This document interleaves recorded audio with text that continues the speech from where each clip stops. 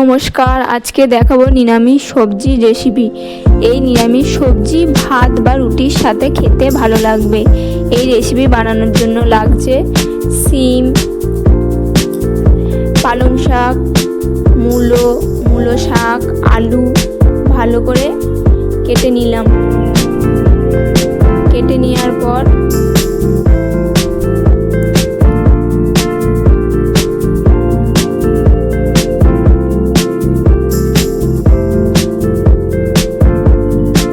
ভালো করে ধোয়া হয়ে গেল। ধোয়ার পর টমেটো কুচি,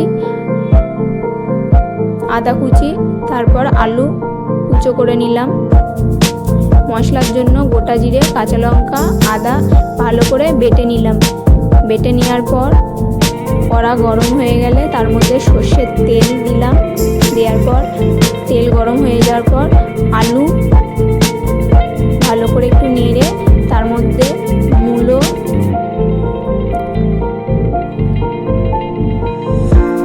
তারপর কেটে রাখা শিম দিয়ে দিলাম। দেওয়ার পর ভালো করে একটু নেড়ে চেড়ে তার মধ্যে নুন হলুদ দিয়ে ভেজে নিলাম। আলু, মূলো, শিম ভালো করে ভেজে নেওয়ার পর তুলে নিলাম। সেই তেলের মধ্যে ফোড়নে দিলাম তেজপাতা, শুকনো লঙ্কা, পাঁচফোড়ন দিয়ে তার মধ্যে কুচনো টমেটো দেওয়ার পর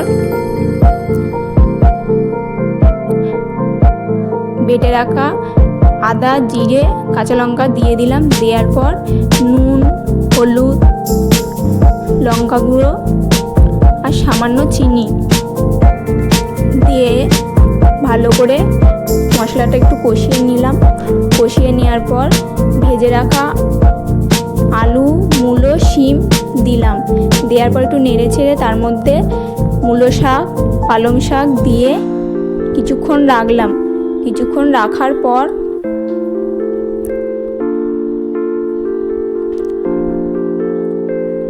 তার মধ্যে সামান্য জল দিয়ে